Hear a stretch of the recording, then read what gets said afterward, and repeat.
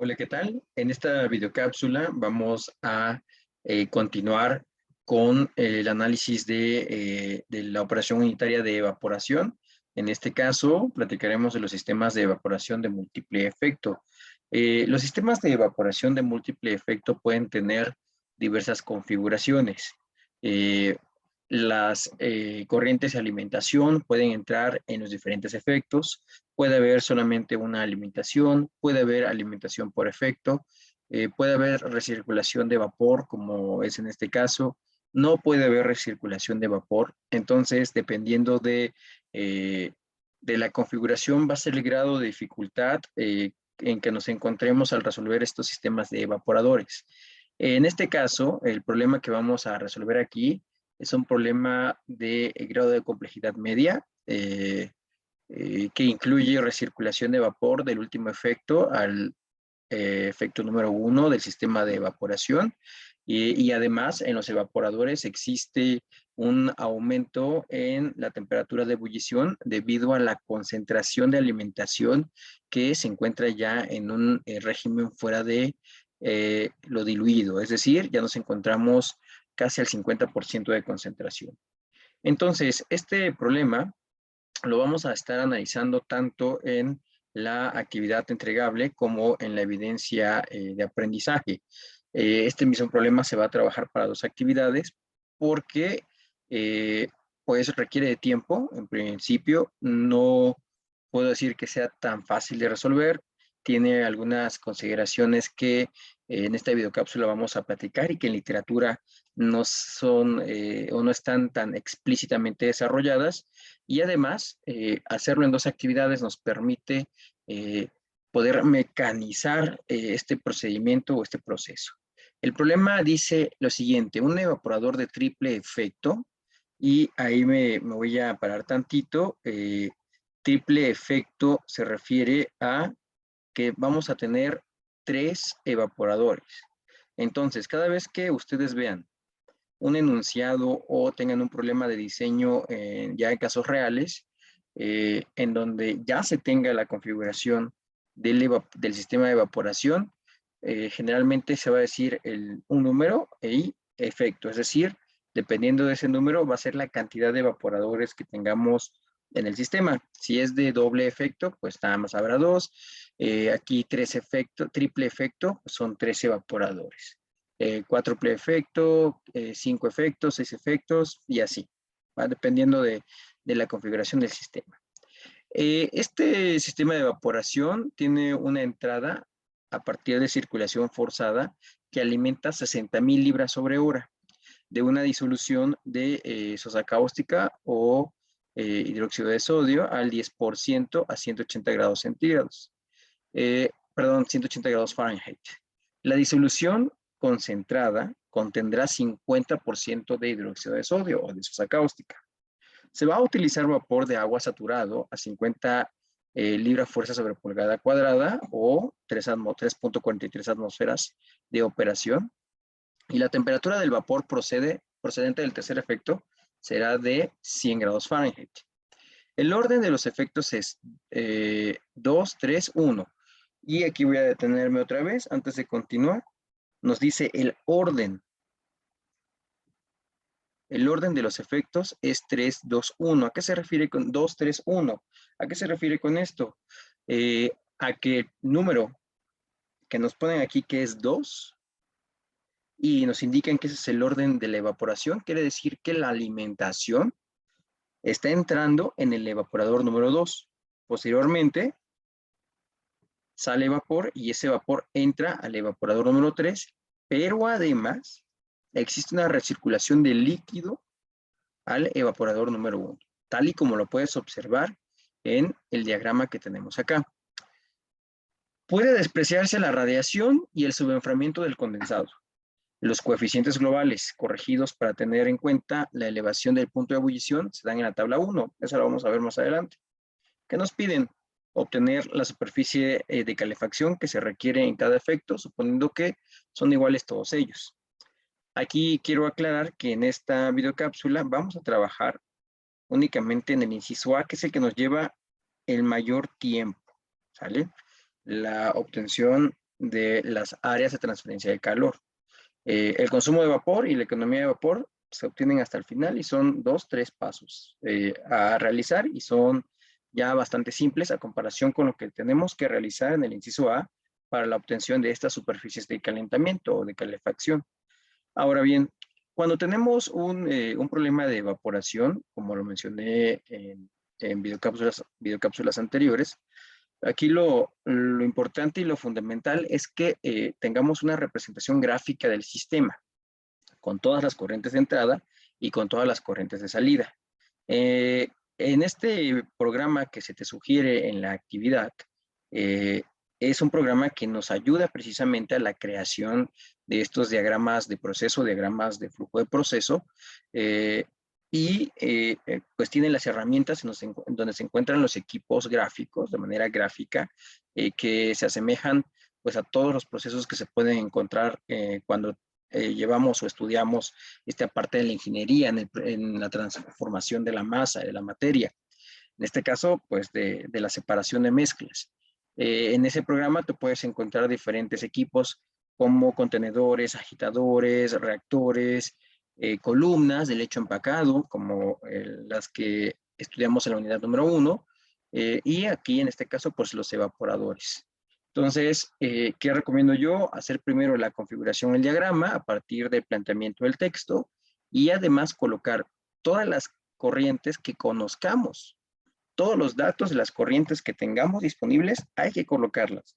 De tal manera que de una manera más resumida, en un gráfico, pues es más fácil identificar cuáles son las corrientes que entran, cuáles son las corrientes que salen y cuáles son los datos con los que contamos para obtener lo que se nos está solicitando. Es más fácil tener una parte gráfica a entender todo desde esta parte de texto. Y pues vamos a comenzar. Bien, primero, lo que tenemos que hacer siempre, acuérdate, desde que vimos el evaporador de único o simple efecto, es comenzar a obtener las corrientes generales o las corrientes globales de todo el sistema. En este caso, me voy a regresar aquí al diagrama. Las corrientes globales que tenemos son las siguientes. Tenemos esta corriente de aquí, que es la corriente de alimentación. Tenemos esta corriente de salida de vapor y tenemos esta corriente de aquí de recirculación de líquido. Si te das cuenta, nosotros podemos, a partir de un balance de materia, pues obtener cuáles son los valores globales que pueden tener o que van a tener estas tres corrientes. ¿Cómo se hace o cómo lo podemos hacer? Bueno, primero, vamos a recordar la ecuación 2, la ecuación 3 y la ecuación 4 de las presentaciones anteriores, en donde la ecuación número 2 nos representa el balance global de materia y la ecuación 3 y la ecuación 4, las dos juntas, nos representa el balance de solutos. Acuérdate, eso es súper importante porque eso no cambia. Balance de materia global y balance de solutos. En este caso, pues solamente hay un soluto, que es el hidróxido de sodio. En este caso, lo que hacemos es, a partir de la ecuación número 4, conocemos cuál es el flujo de entrada, el flujo de alimentación, conocemos la concentración a la que está entrando ese flujo de alimentación, que es 0.1, conocemos la concentración que queremos obtener, que es 0.5, y ese sería el líquido, ¿vale? El líquido a obtener. Y este líquido, haciendo operaciones, pues, no algebraicas, aritméticas, obtenemos que el líquido será de 12,000 libras sobre hora. Y aquí quiero aclarar algo bien importante, que esa corriente de líquido, ojo, se refiere a el líquido de la disolución ya concentrada. Es decir, la salida ya final, que sería esta. Entonces, tenemos 60,000, ¿sale? Y aquí tendríamos 12,000. Y por resta de el balance global de materia, pues sabemos que el vapor se obtendría, el vapor global o total que se evapora es de 48,000 libras sobre horas. Y entonces, pues ya, primera palomita, porque ya hicimos el balance global de materia. ¿Ok? Me regreso otra vez. Y es importante que hagas esto. Tienes que ir anotando todo lo que vas obteniendo, porque es más fácil ir identificando así cuáles son los datos que tenemos. Entonces tenemos alimentación con 60,000, salida de la disolución concentrada con 12,000 y 48,000 va a ser el total de vapor que se ha evaporado. Ojo, total de vapor que se ha evaporado. ¿Qué quiere decir eso? Que en esta salida implica no solo este 48,000, sino que este 48,000 está formado por el vapor que se generó aquí, el vapor que se generó aquí, y esos 48,000 se refieren a la suma total de todos los vapores que se generaron. Es decir, si tuviera los datos de cuánto vapor se originó en el efecto 1, cuánto vapor se originó en el efecto 2 y cuánto vapor se originó en el efecto 3 y lo sumo, esos 3 vapores me tienen que dar en total 48,000, ¿sale? Acuérdate que es un balance global de materia, no un balance de un efecto. Y pues para que quede claro, hay que considerar que la capacidad de los evaporadores se define como el número de libras de agua evaporada por hora. Es decir, la capacidad de este sistema de evaporación es de 48,000 libras sobre hora, de todo el sistema. Todavía no sabemos cuánto evapora el evaporador 1, no sabemos cuánto evapora el 2 ni el 3. Eso, acuérdate que se puede saber hasta que tengas tu balance de energía. En este momento no podemos saberlo. Lo que sí podemos saber es hacer esta tablita de balance que ya conocemos. Recuerda que lo hicimos en el simple efecto, aquí también conviene hacerlo. Y bueno, pues aquí tenemos el balance global o total, donde la alimentación son 60,000 libras sobre hora, la disolución concentrada que vamos a obtener va a ser de 12,000 y vamos a evaporar en total, en todo el equipo, 48,000 libras sobre horas de vapor. Sin embargo, pues en la alimentación va a haber 6,000 libras de sólidos. ¿Cómo podemos obtener eso? Pues sabemos cuánto está entrando de alimentación, sabemos la fracción de concentración en la alimentación. Si hacemos una multiplicación, que sería 60,000 por 0.1, pues obtendríamos 6,000, ¿sale? Que son la cantidad de sólidos que existe en la alimentación. Por otro lado, en la disolución concentrada, pues obtenemos 12,000 libras sobre horas de la mezcla, de la disolución.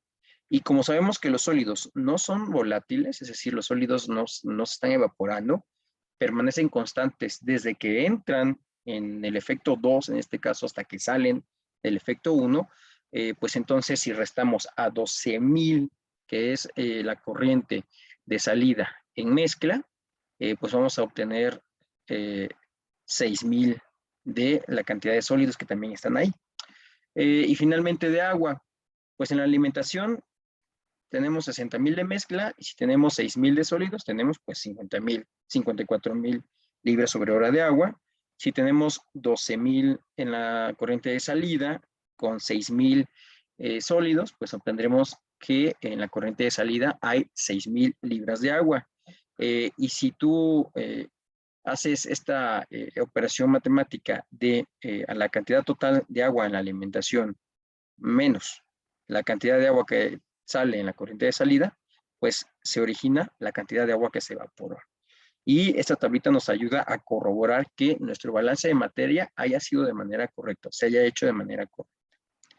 Bien, ¿qué sigue a continuación? Fíjense,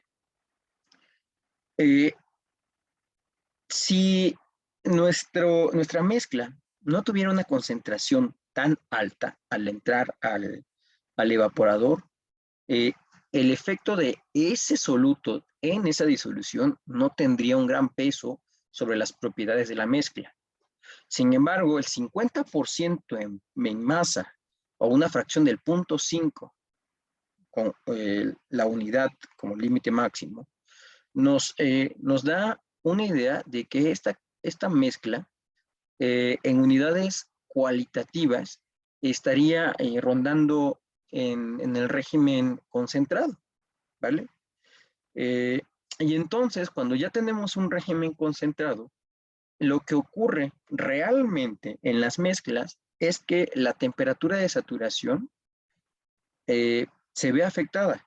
No es lo mismo tener una mezcla diluida que prácticamente es agua a tener una mezcla concentrada, ¿vale? La presencia de solutos o la presencia de un soluto o de una sustancia en el agua hace que suceda un fenómeno que se conoce como elevación del punto de ebullición. Esta elevación del punto de ebullición nosotros la vamos a abreviar como EPE. EPE. Y entonces lo que va a suceder es que dentro de nuestros evaporadores, la temperatura que esté dentro del evaporador va a ser diferente a la temperatura de ebullición del agua pura. ¿Ok? Por lo tanto, va a ser diferente a las temperaturas de vapor que se obtengan. ¿Por qué sucede esto? ¿O por qué va a haber esta diferencia? Porque lo que tenemos dentro del evaporador es una mezcla líquida, una mezcla entre NaOH y agua, que juntos van a tener cierta temperatura de saturación, pero el vapor que se evapora y que me sirve como vapor de calentamiento para otro evaporador que está delante del evaporador anterior, va a tener pura agua, sin solutos. Por lo tanto, todas las corrientes de vapor van a tener como temperatura la temperatura de saturación del agua. Mientras que las temperaturas dentro de los evaporadores van a ser las temperaturas que le corresponda a la mezcla de soluto más agua. ¿Cómo hacemos para estimar esta elevación en el punto de ebullición? Lo que se hace es utilizar una regla empírica a partir de gráficas que se encuentran en literatura, específicamente en los manuales de ingeniería como el PERRI, donde hay infinidad de mezclas de disoluciones donde se encuentran esas gráficas de esas mezclas. Esta regla empírica a partir de gráficas se llama regla de Turing. Con esta técnica, lo que se hace es, o lo que vamos a encontrar en las gráficas son líneas rectas.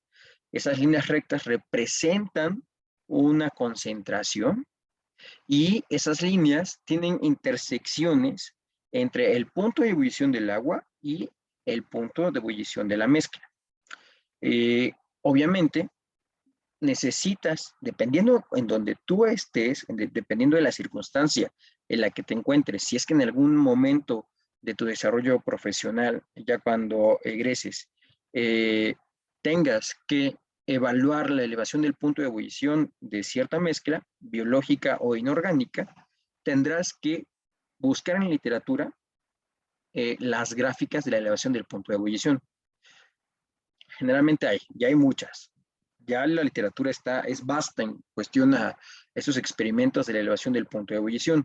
Oye, profe, pero es que lo que yo estoy haciendo es nuevo, este metabolito que estamos analizando es nuevo. ¿Qué hacemos? No hay información, tendrías que construir tu gráfica de elevación del punto de ebullición. ¿Sale? Entonces, la gráfica que observaste, esa es la gráfica de la elevación del punto de ebullición para una mezcla de NaOH con agua. Ahora, ¿para qué me sirve eso? Eso me sirve porque el primer paso que tengo que hacer cuando yo tengo un sistema de evaporación de múltiple efecto es estimar las temperaturas iniciales a las que están trabajando los efectos y las corrientes. ¿Y cómo hacemos eso? Bueno, lo primero que tenemos que tener en cuenta es que la suposición de esas temperaturas de saturación las debemos hacer con la elevación del punto de ebullición. Y para poder saber en qué línea recta de la gráfica que vimos anteriormente, ahí tenemos la gráfica, en cuál de todas esas líneas tengo que hacer mi cruce de datos para saber cuál va a ser el punto de ebullición de la mezcla, tengo que conocer las concentraciones de las corrientes de salida de líquido. Es decir, yo necesitaría conocer la concentración de esta corriente que está aquí y la concentración de esta corriente que está acá. ¿Por qué? Porque a partir de conocer esa concentración, yo tengo la posibilidad de saber en qué línea recta de la gráfica de elevación del punto de ebullición se encuentra mi sistema y de esa manera determinar cuál es la temperatura elevada dentro del efecto 3 y la temperatura elevada dentro del efecto 2. ¿Por qué estamos comenzando con estos dos efectos primero? Porque la alimentación se está haciendo en el efecto número 2. Entonces, fíjate, para hacer eso, para conocer concentraciones primero iniciales, lo que hay que hacer es asumir que los 3 evaporadores están generando la misma cantidad de vapor. Esa es tu primera suposición en este proceso. Asumir que todos los evaporadores están generando la misma cantidad de vapor. En este caso, como nosotros desde el balance de materia global sabemos que todo el sistema evapora 48,000 libras sobre hora de agua y tengo 3 efectos, entonces únicamente tengo que dividir esos 48,000 entre 3 para estimar que el evaporador 1 estaría evaporando como primera estimación 16,000 libras sobre horas, el evaporador 2 estaría evaporando 16,000 libras sobre horas y el evaporador 3 también, 16,000 libras sobre horas. Entonces, fíjate, si yo sé que aquí está entrando 60,000 libras sobre hora y que el evaporador 2 está evaporando 16,000, yo puedo conocer fácilmente cuál es la cantidad de líquido que hay acá. Eso lo haría restándole a esos 60,000 los 16,000 del evaporador número 2. De tal manera que la corriente de líquido, que es la que está señalada en esta parte, esta corriente de líquido, como primera estimación, estaría produciendo 44,000 libras sobre horas de líquido. Yo sé que los solutos presentes en la mezcla son 6,000 y que esos solutos no cambian, son constantes. Para obtener entonces la concentración de esta parte de acá, de esta corriente de acá, que es la corriente de líquido, ¿vale? Pues tendría que dividirse 6,000 entre 44,000. Y me sale una concentración en esa corriente de 0,136. De esta corriente de acá que acabamos de borrarle todos los rayones de arriba. Hacemos lo mismo con el evaporador número 3. Sabiendo que aquí hay 44,000 libras sobre hora y que esos 44,000 ahora se convierten en la alimentación de la mezcla a concentrar del evaporador número 3 y que además evaporo en el evaporador número 3 16,000 libras sobre hora, pues basta con restar 44,000 menos 16,000 para saber cuál es la cantidad de líquido que sale del evaporador número 3. Esa cantidad de líquido son 28,000. Y entonces lo que tenemos que hacer, pues, es hacer la división de la cantidad de solutos, que son 6,000, entre los 28,000. Eso me da un resultado de 0,214, que es la concentración de esta corriente.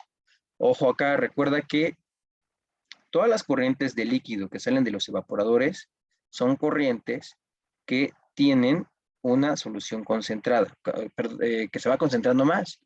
Aquí se concentra. Esta corriente de líquido de acá lleva una solución más concentrada que su corriente anterior, mientras que las corrientes de vapor son solo agua, son vapor de agua. ¿Sale? Bien.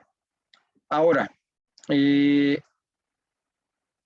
lo que viene a continuación es estimar cuál es la temperatura de saturación o la temperatura de ebullición de la mezcla a partir de conocer la temperatura de ebullición del agua a las condiciones a las que se encuentra el evaporador. Fíjate, en la alimentación, que son los 60,000 libras sobre hora, nos dan otro dato muy importante, además de la concentración, obviamente. Ese dato es la temperatura de alimentación. La temperatura de alimentación en este problema es de 82,2 grados centígrados o convertidos en grados Fahrenheit son 180 grados Fahrenheit. Esa es la temperatura de alimentación, que es la que tenemos acá. A esa temperatura de 180 grados Fahrenheit que está aquí, pues le corresponde también una presión de saturación y sabes que pues se genera un equilibrio a esa temperatura. Y esa es la temperatura de referencia, la temperatura inicial, la temperatura a la cual yo debo de prestar atención, esos 180. Ahora, esos 180 grados se van a considerar con mi temperatura base o la temperatura de ebullición del agua. Entonces, ¿qué tengo que hacer? Me regreso, ahí está. ¿Qué tengo que hacer? Lo que tengo que hacer es entrar en donde dice punto de ebullición del agua en grados Fahrenheit con mi temperatura base de alimentación, que son los 180 grados centígrados. ¿Por qué? Vamos a considerar que esa corriente de entrada está entrando a esa temperatura, pero como es una mezcla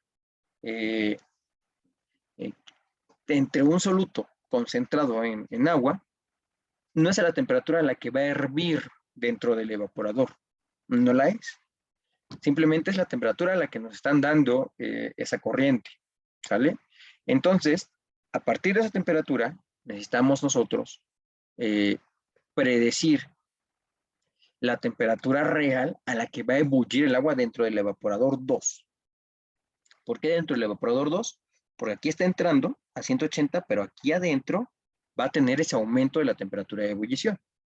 Entonces, lo que hay que hacer es trazar una línea en 180, que en este caso sería mi línea verde, y tenemos que identificar la línea recta de la gráfica que corresponda a la concentración de líquido de esa línea. En este caso, la concentración de líquido de esa línea es de 0.136. Esa línea más o menos está cercana a la que dice 0.1 o la de 10% en peso. Entonces, en donde intersecta la línea recta de la concentración deseada con la temperatura base, que en este caso son 180 grados centígrados, aquí está la intersección, trazamos otra línea hacia este lado, que nos va a dar la temperatura del punto de ebullición de la disolución de hidróxido de sodio en grados Fahrenheit dentro del evaporador. Esto es empírico. Y cuando me refiero a empírico, quiero hacer mucho énfasis en que depende del ojo la medición o la lectura del punto de ebullición de la solución de hidróxido de sodio en grados Fahrenheit. E incluso depende de si hemos estado muy estrictos en marcar de manera muy exacta la línea del punto de ebullición del agua, que está por acá. Entonces, no te sorprendas que si tú haces este ejercicio no corresponda tan exacto o tan cercano a los datos que se reportan en literatura. Es más, si cuando tú presentas una reproducción de un ejercicio, de un planteamiento que ya está hecho en literatura y tienes todo exacto como está ahí, quiere decir que o fuiste muy perfecto a la cuestión de la medición o que estuviste en el momento en que se hizo la medición o que únicamente estamos reproduciendo lo que está ahí ya impreso. Y el objetivo de la reproducción de todos los casos que ya existen en literatura es que nosotros sepamos de dónde están saliendo tanto los datos como los procedimientos. Ese es el punto. Para eso existen los datos en literatura, para eso existen los procesos en literatura, ¿vale? Y para eso son una ayuda para que nosotros no descubramos el hilo negro, sino que ya personas anteriormente nosotros hicieron todos estos procesos y únicamente nosotros pues tenemos que leer la receta de cómo hacer estas cosas. Entonces, con base en eso, yo sí sugiero que te des el tiempo de poder estimar al menos una de las temperaturas estimadas del punto de ebullición de la solución de hidróxido de sodio, ¿vale? Aquí, con una lectura bastante rápida, obtuvimos que a 180 grados Fahrenheit como temperatura de referencia y en la intersección con la línea recta del 10% en peso, obtuvimos un valor de la temperatura elevada de 198 grados Fahrenheit. Es decir, en el efecto número 2, en el evaporador número 2, hay un incremento en 18 grados Fahrenheit de la temperatura. ¿sale? Es decir, en toda la temperatura 180, pero requiere en esta primera estimación, ojo, es una primera estimación, ese efecto requiere de 198 grados centígrados, es decir, el efecto requiere aumentar la temperatura 18 grados centígrados más para que comience la mezcla a ebullir. Ahora, vamos con el efecto número 3. En este caso tomamos como referencia el efecto número 2, porque, ojo acá, la temperatura de operación del evaporador es igual a la temperatura del líquido que sale por abajo del evaporador. ¿Ok? Entonces, ese líquido que sale por debajo del evaporador número 2 se convierte en la alimentación del evaporador número 3. Y esa alimentación va ahora a 198 grados Fahrenheit. Lo que se supone que se establece ahora como la temperatura base para calcular el EPE o este aumento en el punto de ebullición. Entonces, hacemos el mismo proceso. Nos colocamos en 198 grados Fahrenheit, que en este caso sería nuestra línea en color azul, y leemos. Aproximadamente 222 grados Fahrenheit sería la temperatura dentro del evaporador número 3. Tendríamos que aumentar, o el incremento es de 24 grados Fahrenheit. Ahora, si tú recuerdas, aquí hay una corriente de salida y esa corriente de salida se está recirculando. Eso le da un toque más complejo a este problema. Entonces, en esta primera estimación, en el evaporador número 3, la temperatura de operación es de 222 grados Fahrenheit. Y esa temperatura de operación es similar a esta corriente. ¿Sale? Quiere decir que esta corriente de líquido se convierte ahora en la alimentación del evaporador número 1. Esa corriente entraría a 222 grados Fahrenheit en esta primera estimación. Debemos estimar cuánto va a aumentar dentro del evaporador. Hacemos el mismo proceso. Marcamos 222 como nuestra temperatura base. Nos vamos a la concentración, que ahora es 0.214. ¿Por qué? Porque acuérdate, lo que hicimos hace rato fue estimar que la concentración de esta corriente que está acá abajo es de 0.214, con todas las suposiciones que hicimos anteriormente. Y eso nos da, un valor de 300 grados Fahrenheit, o sea, hay 78 en el aumento, ¿vale? Del punto de ebullición, ¿va? Ok, ahora, ya tenemos aquí, ya tenemos las estimaciones de los incrementos en el punto de ebullición. Es decir, ya podríamos estimar las temperaturas. Pero antes de eso, hay que recordar esto porque es muy importante, que en la literatura tradicional se sugiere que una economía, cuando nos referimos a economía, se refiere a tener un equilibrio entre la cantidad de vapor que estamos generando con la cantidad de líquido que se está utilizando. Recuerda que al final vamos a utilizar un recurso para generar vapores y para que esos vapores se conviertan en el calentamiento de nuestros evaporadores. Y generar vapores requiere de tener una caldera con combustible y que lleve al vapor de calentamiento casi hasta el punto del vapor sobrecalentado. Y eso en la industria pues, se traduce en inversión. Entonces, lo que nosotros buscamos también dentro de la construcción y el diseño de las operaciones unitarias es justamente encontrar esta parte del equilibrio. Y esa parte del equilibrio se da en la economía, que es un parámetro que se calcula en los sistemas de evaporación. Entonces, ya con la experiencia, la literatura menciona que una economía constructiva se ve reflejada en que las áreas de intercambio de calor de los evaporadores sean iguales. Es decir, que tus evaporadores sean del mismo tamaño, pues, a eso se refiere.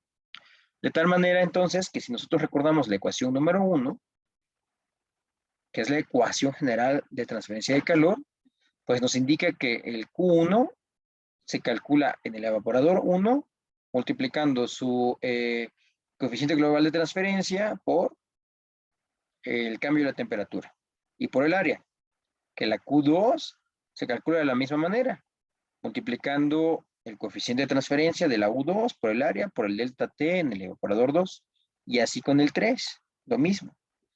Pero como queremos que las áreas sean iguales, lo que debemos de establecer es que los calores sean iguales, de tal manera que Q1, Q2 y Q3 sean igual al calor. Eso quiere decir que esta cantidad de calor que no tenemos estimada en este momento, pero que es igual para los 3 evaporadores y nos da un punto de referencia, puede ser igualada a cualquiera de estas 3 ecuaciones.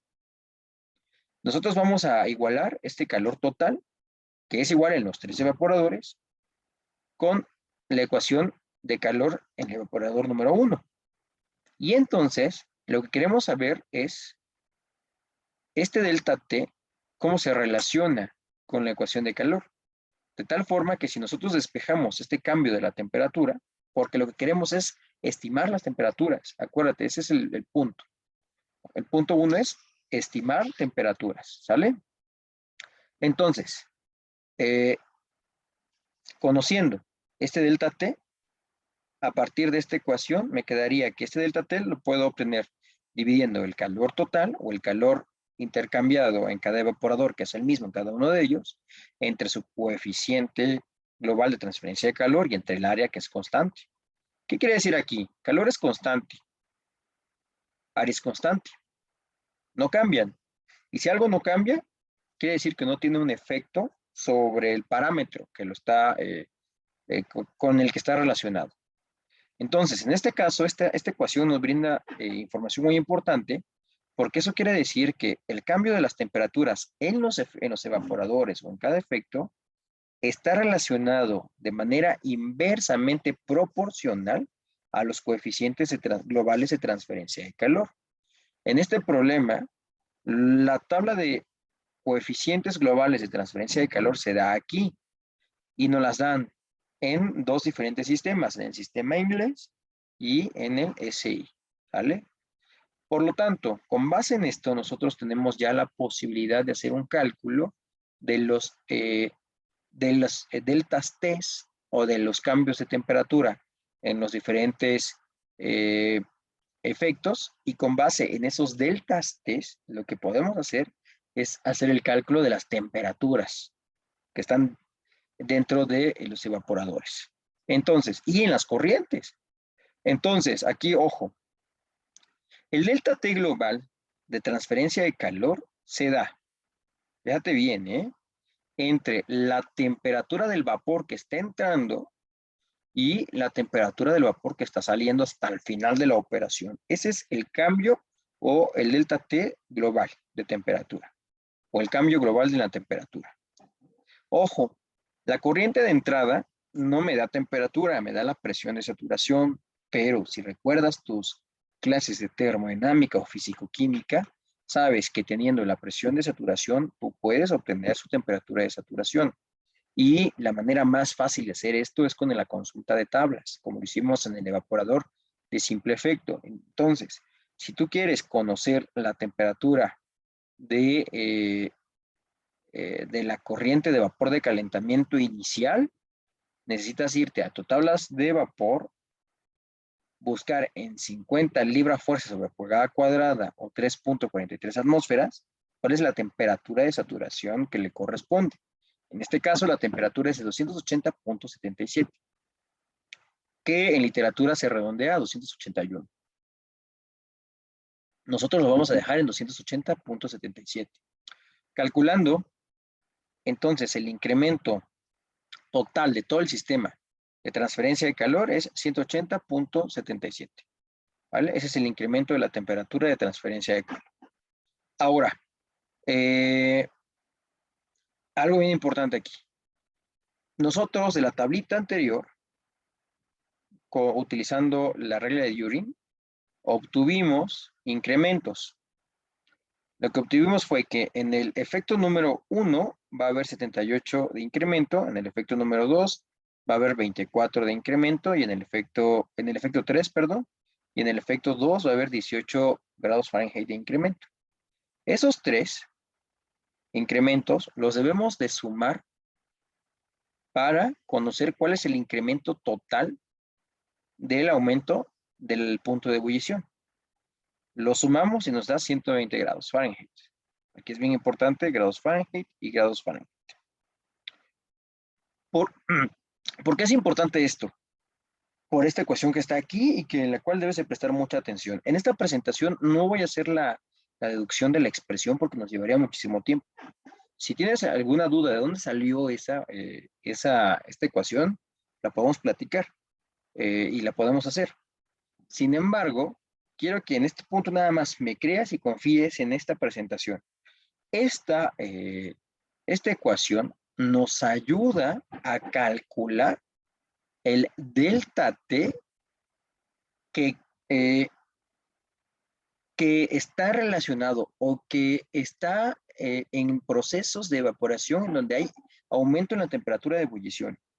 Si en tu proceso o en tu sistema de evaporadores no hay un aumento en la temperatura de ebullición de la mezcla en los evaporadores por su concentración, esta ecuación nos quedaría así, que sería esto que está acá, el delta T global. Pero aquí, ojo, después de un proceso algebraico en donde se involucran todas las temperaturas de todas las corrientes y los cambios de las temperaturas, llegamos a esta expresión en donde el delta T global, ahora sí, o específico para nuestro sistema, donde hay aumento de temperatura de ebullición, se tiene que calcular de esta forma. No hay otro método, es a partir de esto. Entonces, esto es lo que tenemos acá, que serían 180.77 grados Fahrenheit, que es el delta T global, menos el 120, que es el delta T total, pero del aumento de las temperaturas de ebullición.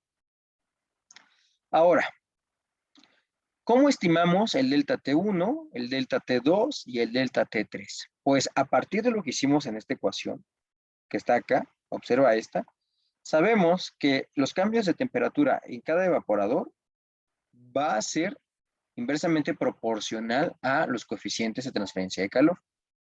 En literatura se propone este proceso, en donde el delta 1 se calcula de esta manera, el delta 2 se calcula de esta manera, y el delta 3 se calcula de esta manera. ¿Sale? Ojo con esto, ¿eh? Y aquí faltó agregar que se multiplica por la sumatoria del delta T. Es decir, todo esto que está acá, lo multiplicas por 60. Todo esto que está acá, lo multiplicas por 60 o la sumatoria del delta T. Y todo esto que está acá, se multiplica por 60 o la sumatoria del delta T. De esa forma, nos queda que el cambio de temperaturas en el evaporador 1 o el delta T en el evaporador 1, el delta T aquí va a ser de 23. El delta T aquí en el 2 va a ser de 16 y el delta T aquí va a ser de 21. ¿Para qué nos va a servir el delta T? Fíjate bien, y voy a empezar acá. Vamos a empezar desde el lado de la corriente de alimentación del vapor de calentamiento. Esta corriente entra a 280.77 grados Fahrenheit. Acuérdate que la transferencia de calor se da de manera directa, como si fuera un intercambiador de calor simple, sencillo, directo, a contracorriente. Quiere decir entonces que toda la energía del vapor de calentamiento se transfiere al líquido que entra por acá abajo en la evaporación, en el evaporador. Todo se transfiere. De tal manera entonces que la temperatura a la que está el evaporador es la temperatura de 280.77. Pero sabemos que el delta T dentro de nuestro evaporador 1 va a ser de 23. debido a sus coeficientes de transferencia de calor. Por lo tanto, restamos 280 menos 23, nos da un valor de 257 grados Fahrenheit. ¿Sale? Aquí sería 257 grados Fahrenheit. ¿Ok? Ahora bien, y ojo acá, lo que tenemos que ir haciendo es haciendo esta escalada. Acuérdate, 257 grados Fahrenheit es la temperatura dentro del evaporador, pero no es la temperatura a la que sale este vapor generado en ese evaporador. ¿Por qué?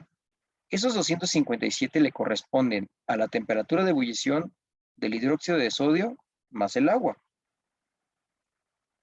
Pero el vapor que sale aquí solo es agua. ¿Qué quiere decir? Que el vapor que sale aquí debe estar o debe ser el vapor a temperatura de saturación del agua. Y si tú te acuerdas, en el primer efecto, acá, voy a regresar, en el efecto 1, el incremento respecto a la temperatura de ebullición del agua con la temperatura de la mezcla fue de 78 grados. ¿Qué significa? Que la temperatura del agua aquí debe de salir a 78 grados menos de la que está acá. Entonces debemos de restarle a la temperatura de operación del efecto 1, que son 257 grados Fahrenheit, le restamos 78 y esto quiere decir que mi corriente de vapor va a salir a 179 grados Fahrenheit, porque es pura agua, ¿va? Es pura agua. Ahí no hay nada de NaOH. Ahora, esa corriente de vapor entra como el vapor de calentamiento al efecto número 2. Significa entonces que el efecto número 2 va a tener como temperatura base 179 grados Fahrenheit. Pero sabemos que la caída de la temperatura es de 16 por el coeficiente global de transferencia de calor.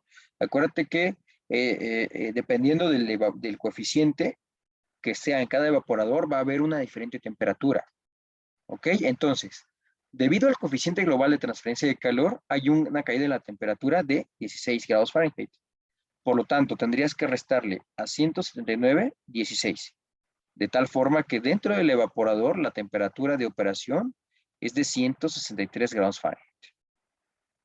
Pero la temperatura del vapor aquí tiene que ser menor a esta, porque esta es la temperatura aumentada por la mezcla.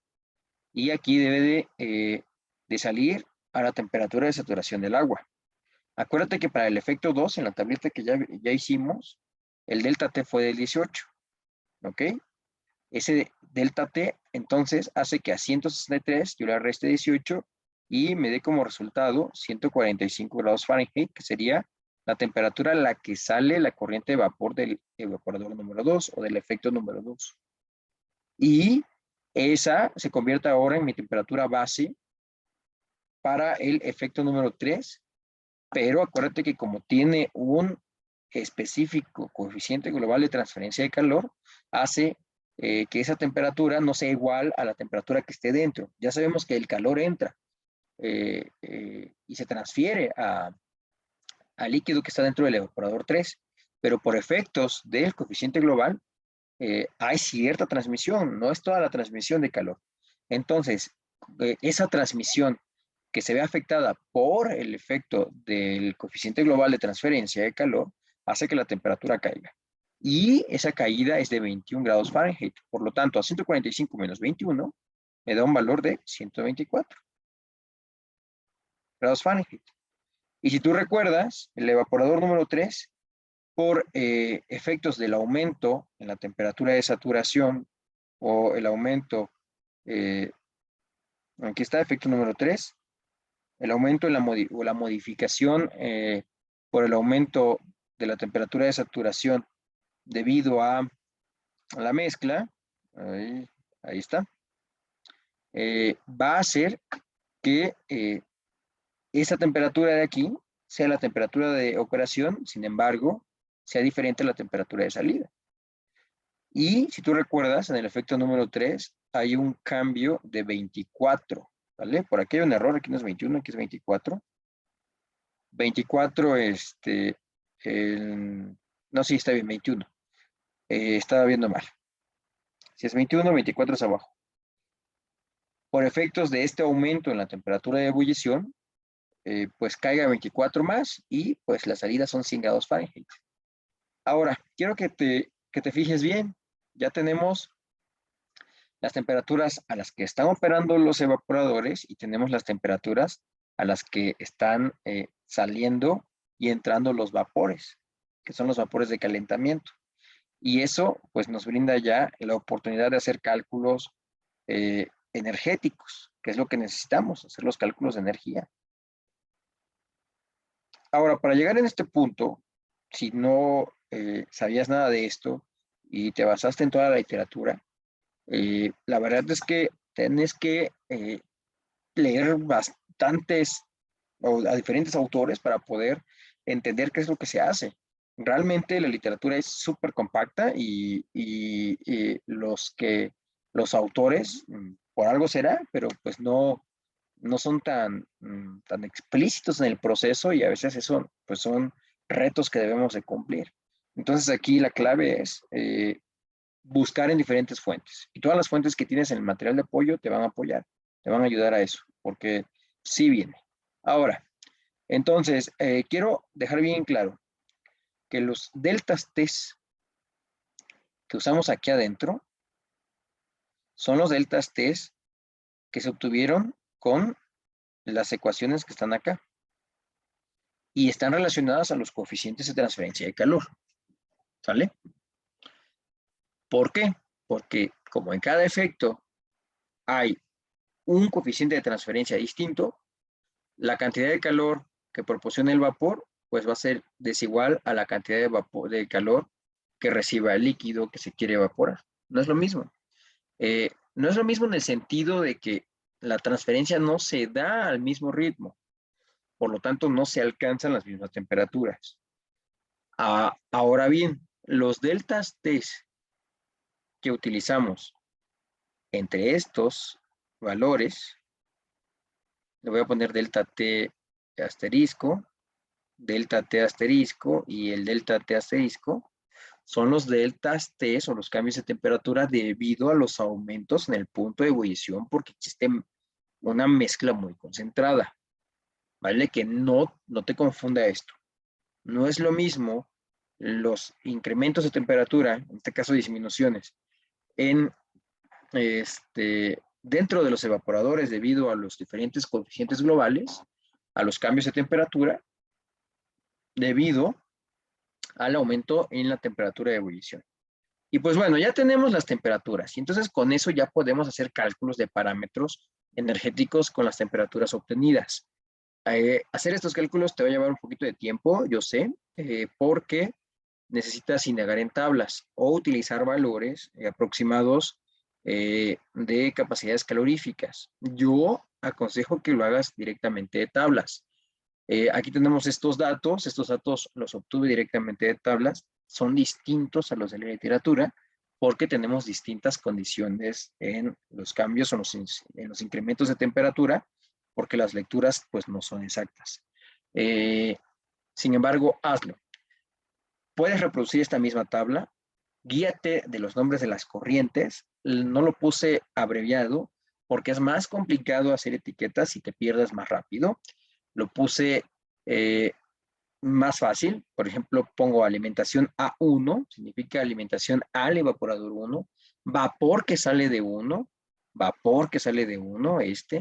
líquido de 1, es el líquido de 1, ¿va? Y aparte están los condensados, condensado de 1, condensado de 2 y condensado de 3. ¿Qué son esos de los condensados? Acuérdate que mira, por ejemplo, aquí entra este vapor, ese vapor no se mezcla con tu mezcla líquida que quieres evaporar, ¿ok? ¿Por qué? Porque es un intercambiador simple, un intercambiador de calor. Entonces, fíjate, para que sea más claro, entra el vapor acá, transfiere su energía a la mezcla que está dentro del evaporador. Cuando se transfiere la energía, la temperatura obviamente, más que la temperatura, ese vapor se convierte en un líquido saturado a la misma temperatura, ¿vale? Y sale por aquí, pero ya como líquido saturado, ya no como vapor. Ahora, el vapor generado aquí No tiene nada que ver con el vapor de acá, nada que ver. ¿Qué es lo que pasa? Que tú aquí adentro pues tenías tu mezcla líquida y con la cantidad de energía que te aportó esta corriente de vapor de calentamiento, evaporaste agua, ¿va? Y para utilizar esa agua como un recurso de calentamiento o una fuente de energía y no desperdiciarla, porque digo, podríamos agarrar esa agua que se evaporó de tu mezcla y mandarla por otro lado y meter aquí otra nueva corriente de vapor. Podría ser, dependiendo de las características o de las condiciones que te estén solicitando en la parte de la concentración a la que quieres llegar en tu solución final. Sin embargo, pues para ahorrar energía, para ahorrar inversión, lo que se hace es que el vapor que surge aquí se convierte ahora en el vapor de calentamiento del otro efecto. Y entonces, ese vapor que salió del evaporador 1, ahora entra como un vapor de calentamiento, pero no participa directamente, o sea, no se mezcla pues con la solución que quieres concentrar, cede toda su energía o la energía que tiene disponible a ceder y sale como líquido a la temperatura de saturación, ¿vale? Ojo, estos datos son de acá, para que no se confundan. Y pasa lo mismo, aquí evaporamos líquido, ese líquido sube para acá, más bien ese vapor evaporado sube para acá, se convierte ahora en el vapor de calentamiento del efecto 3, y ese vapor sale a la misma temperatura por acá, pero ya como líquido, líquido saturado, a la misma temperatura a la que entró el vapor acá, ¿sale? Y no participan directamente en el balance de masa, porque realmente no están dentro del proceso o no se mezcla con la solución, pero sí participan en la parte de la energía. Eso no, que no se te olvide. En la parte de la energía sí participan. Y eso se parece mucho al ejemplo que hicimos en la videocápsula pasada. Entonces, hay que calcular estos datos. Te puede llevar un poquito de tiempo, te va a llevar algunas horas. Lo único que yo te recomiendo es que tengas tus tablas de vapor. Si alguno o alguna de ustedes no tiene tablas de vapor, me puede contactar y yo les facilito diferentes tablas de vapor a diferentes unidades. En este caso, que son unidades del sistema inglés, las tablas de vapor están en el sistema inglés en el Cengel de termodinámica. Búscalo. Ahí te va a proporcionar tablas de vapor en grados centígrados y kilopascales o en grados Fahrenheit y en BTU sobre libra en caso de la entalpía. Y la presión, si no me equivoco, está en PSI. En PSI. ¿Sale? Entonces, pues estimamos ya todos estos parámetros, que pues, sí lleva un poquito de tiempo. Eso sí lo tengo que aceptar, son bastantes parámetros. Y todos los parámetros, pues los obtenemos con las temperaturas que ya teníamos. Quiero que utilices esta tabla para que vayas viendo y vayas comparando las temperaturas de operación y las temperaturas de saturación, porque hay corrientes que no corresponden a la misma. Por ejemplo, aquí eh, el vapor que sale, el vapor que está dentro del evaporador número 1, está en equilibrio con su líquido. ¿Vale? O sea, aquí. Porque acuérdate que hay un equilibrio entre líquido y vapor. Y el líquido está a 248 grados, que es pues el líquido en mezcla, y cuando está el vapor acá adentro, está a la misma temperatura que es 248 grados, porque hay un equilibrio líquido-vapor. Sin embargo, cuando este vapor sale, ya no sale en un equilibrio líquido-vapor, sale como vapor a la temperatura de saturación, que serían los 279 grados Fahrenheit, que fueron los que calculamos con el delta T. ¿Va? Entonces, ojo con eso. Y serían pues todas las corrientes de vapor las que tienen esos cambios. Por ejemplo, aquí está otro y por aquí está otro. Nada más ojo con eso. Todas estas entalpías que están de este lado están obtenidas con estas temperaturas para que sea más fácil que lo identifiques. Bueno, y ya que hayas tenido tu tablita con parámetros, lo que hay que hacer aquí, muy importante, es hacer los balances de energía o los balances de entalpía con las corrientes. ¿Qué se hace? ¿Qué propone la literatura? Nosotros al principio lo que hicimos fue estimar o dar este primer estimado de que en cada evaporador se está produciendo la misma cantidad de vapor. Ese estimado nos dio la oportunidad de conocer las temperaturas. Ya tenemos temperaturas. Ahora vamos a estimar realmente cuánto vapor se está generando. Por lo tanto, se sugiere que el vapor que sale del equipo 1 se etiquete con la X, el vapor que sale del equipo 2 se etiquete con la Y, y por lo tanto el vapor final pues va a ser el vapor total que calculamos en el balance de materia menos X menos Y. Ahora, para líquido, bien importante, aquí hay 12,000 de líquido y aquí hay X de vapor. La corriente de entrada de aquí, por balance de materia, pues tiene que ser igual a 12,000 más X. ¿Sale? ¿Ok? Quede bien claro eso. 12,000 que sale como líquido y X que sale como vapor, pues tienen que entrar 12,000 más X. ¿Ok? ¿Qué más? Otras consideraciones antes de comenzar. Pues nada más. Ojo, también acá. Las corrientes de condensado, que son las corrientes en color verde, también se toman en cuenta. Acuérdate que aquí, la cantidad de vapor que entró aquí va a ser igual a la cantidad de líquido que salga acá. Acuérdate que esta entrada de vapor no se mezcla dentro del evaporador, únicamente calienta.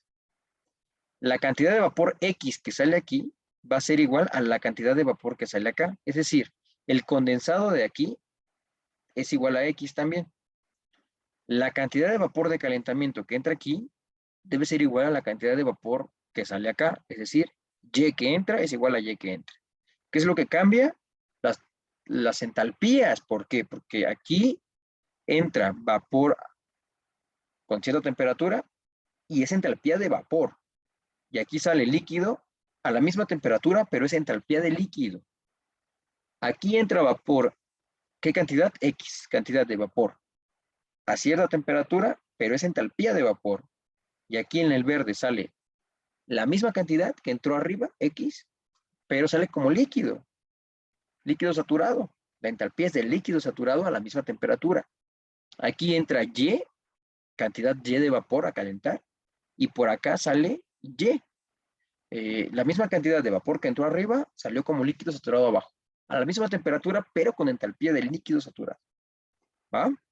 Entonces, teniendo esas consideraciones, pues puedes armar tus ecuaciones. Aquí, por ejemplo, multiplicamos la entrada, que son 60,000, por la entalpía de entrada, ¿vale? Comenzando aquí, la entrada por la entalpía de entrada, todas las corrientes de entrada, y aquí entra vapor por este lado. Déjame cambio con este creo que se va a ver en los dos lados. Entra vapor X por su entalpía, ¿vale? Ya tenemos las dos corrientes de entrada, esta y esta. Corrientes de salida, pues está esta y esta. Vamos a comenzar primero con la Y. Sale Y, se multiplica por su entalpía, ¿vale? Sale 60,000 menos Y. ¿Qué es eso de 60,000 menos Y? Pues como está entrando aquí 60,000, se está evaporando cierta cantidad Y, el líquido de aquí, pues va a ser 60,000 menos la cantidad que se evapora. 60,000 menos Y. Eso se multiplica por la entalpía del vapor Y. Tú ya sabes la temperatura aquí en Y. Ya con esa temperatura estimas en tablas de vapor la entalpía. Y el condensado de acá, ¿sale? Ese condensado de aquí sale también, misma cantidad que entra de X, ¿sale? Pero ahora con entalpía de líquido saturado. Y haciendo álgebra, llegamos a esta expresión.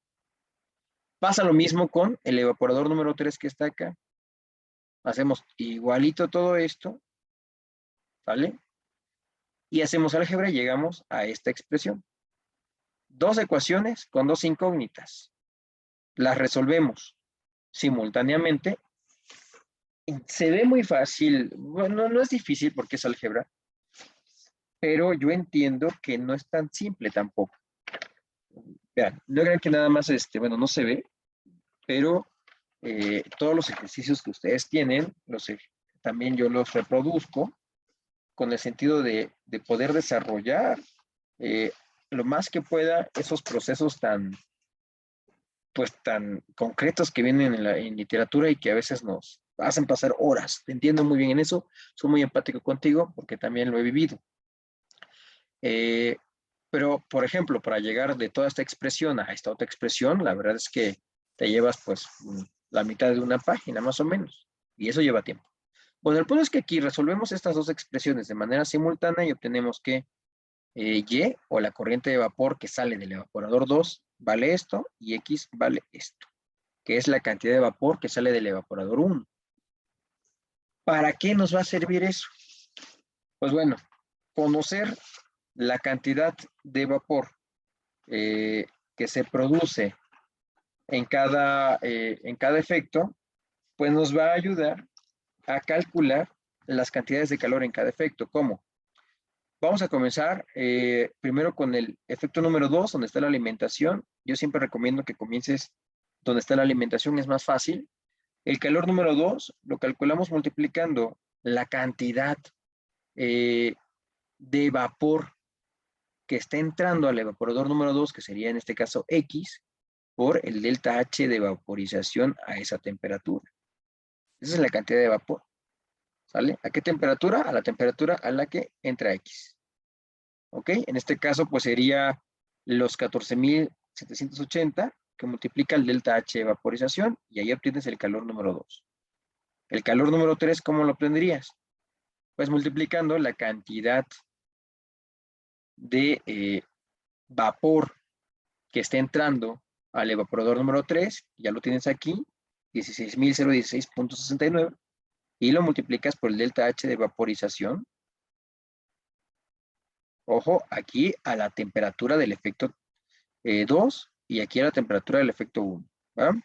O de la corriente de vapor 1 o de la corriente de vapor 2. ¿Ok? Estos valores no son iguales en Q2 y en Q3.